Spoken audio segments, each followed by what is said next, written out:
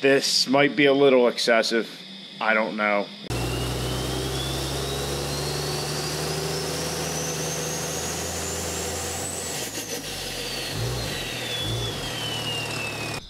Hey guys, welcome back. If you're new here, please subscribe to the channel, like the videos. You know, go check out a lot of the old stuff. There's a lot of good information there. So anyway, had a good weekend down at the hunting camp. It was a work weekend, so pretty much all we did was cut, split, stack wood all day Saturday, a little bit Sunday morning. So yeah, we're good for winter. We're gonna have plenty of heat when we're chasing Bambi out in the woods. But anyway, I got home on Sunday, got all my stuff put away, all that, and yeah, I was done. I was cooked. So I did pull the manifold off of the truck because if you watch the last video, we snapped a stud when we were removing the turbo exhaust housing. So I had to get that out. Well, that was a little bit of a process in itself. So as you can see though, we are good to go. The hole is fixed. Well, I shouldn't say fixed. We got the broken stud out. I originally started by heating it up, and then I took a left-handed drill and tried to drill it out. That didn't work. It just drilled right into the stud, never caught. So then I quenched it. I cooled it down, hoping, hey, you know, that might break some stuff up, and you know, maybe the heat, too much heat had gotten into the piece of stud. So needless to say, I ended up just drilling the whole thing out, retapping it, and now we're good. I also chased the threads in all the other holes, and as you can see here, I kind of messed up here a little bit. I gnarled the edge a little, so I filed that back down and then stoned the surface so we have a good flat surface. So we can actually install this right now, even though we're still waiting on our stud kit. But while we have all that room, I figure we'll take a look at this. And if you guys don't remember what this is, let me get this out of the way. This is an engine diaper from Champion Racing Diapers. It's actually a division of Champion Racing Engines. So we got this because, as I've said a lot of times, this truck's a time bomb. 6.7 Cummins, making over 1,000 horse.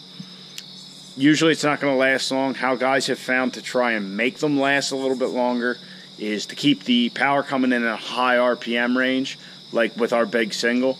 If we put compounds on this truck, I'd say probably just a few passes down the track and we'd be, you know, just putting oil everywhere. So I'm still worried about that happening, especially with our drag tires with absolutely no tread on them. So I figure if I get oil on them, say we're, you know, doing 100 mile an hour, let loose, oil all over the ground, could make for a bad night. So that's why we got this. Now, it's a very nice product. I can't say it's a very nice engine diaper because I've never seen another engine diaper in my life, but yeah, it's definitely well made.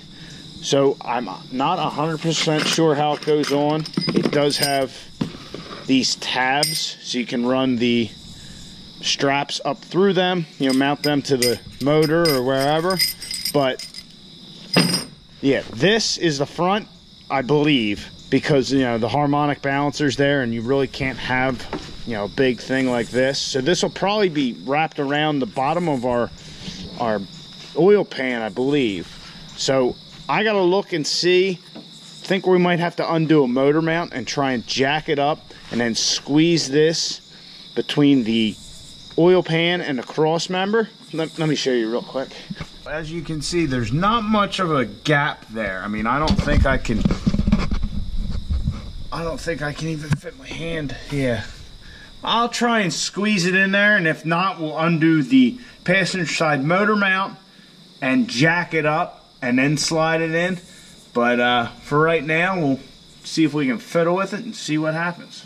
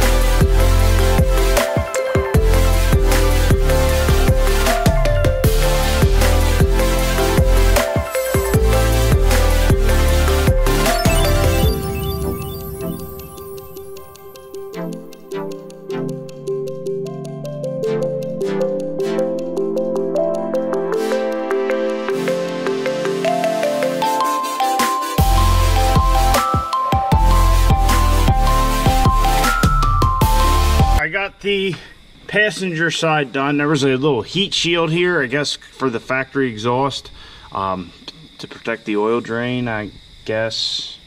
No. Yeah, I don't know. There's a factory heat shield here for something. It annoyed me, so I tried taking the bolts out. Of course, that didn't work, so I ended up just getting a chisel and taking her off. So, as you can see, you know, the back, also, that's the other thing. I could get the engine diaper through the cross member, no problem, but I couldn't get it in there with the pad, so I ended up jacking up on the oil pan, which allowed me the room to wiggle that little diaper thing in there, the little oil soak pad, but it also held the back of the diaper in place, so that way I didn't have to worry about that moving. As you can see, you know, it's kind of all over the place right here. The problem is the motor mount's in the way. So this diaper is for a Cummins, but it's just kind of for the block in general, not necessarily a 6.7. I don't know if maybe they took their, you know, everything off of a 5.9.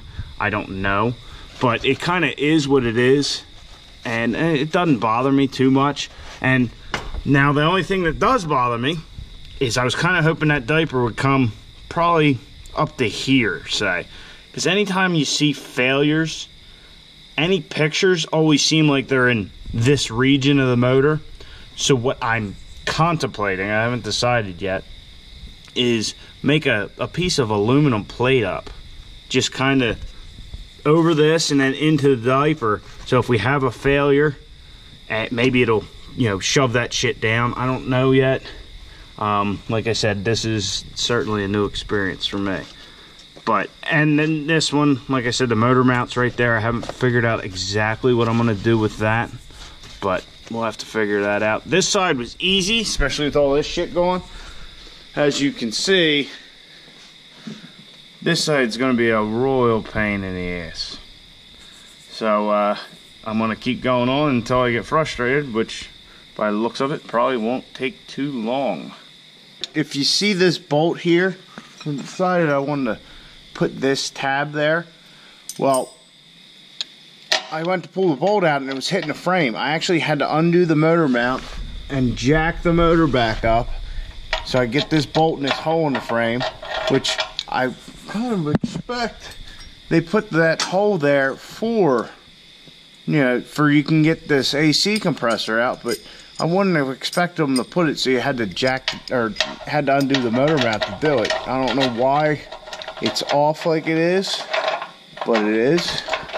So once I get this in here, it's just a tight squeeze.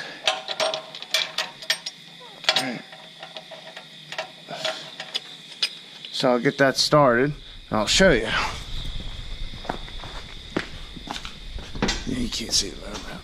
So let it down.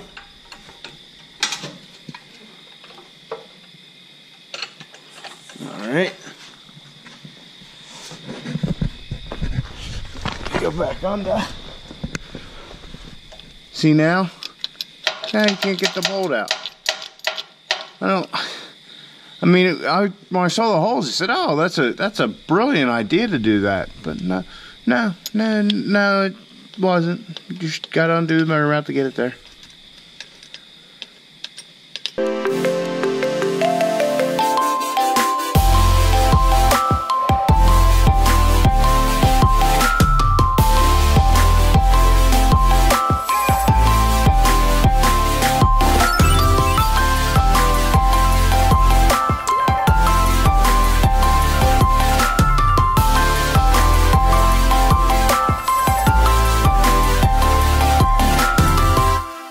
Engine diapers installed.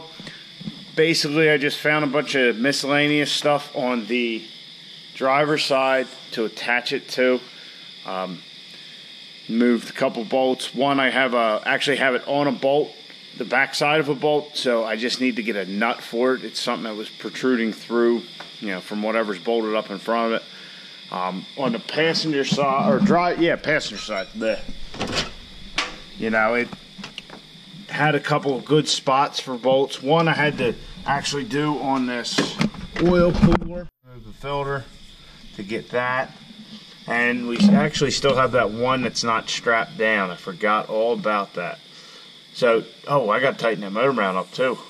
So I'm going to tighten that motor mount up. I'll figure out that other strap tomorrow. And I also have to get that other nut. But, like I said, we got our blanket on. I might still put a piece of aluminum or something over here just as a precaution.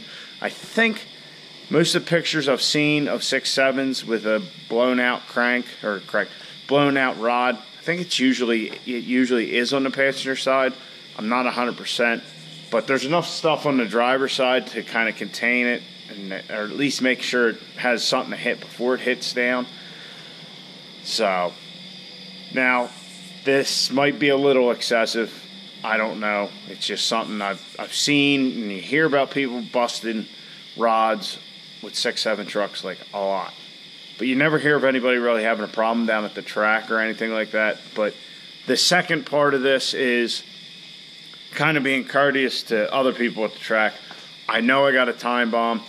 If I do this, maybe it'll make the cleanup time very short, as opposed to oiling down the whole track, closing the track, or at least a lane for a whole night. You know, that kind of shit sucks. And I know what I got. So the responsible thing to do is to make it so that, try to eliminate that as much as possible. So, all right. I hope you guys enjoyed this, and we should have a full week of working on the truck since our turbo is still off, and we're going to try and go racing on Saturday. So, get out in your garage, get to working on your truck.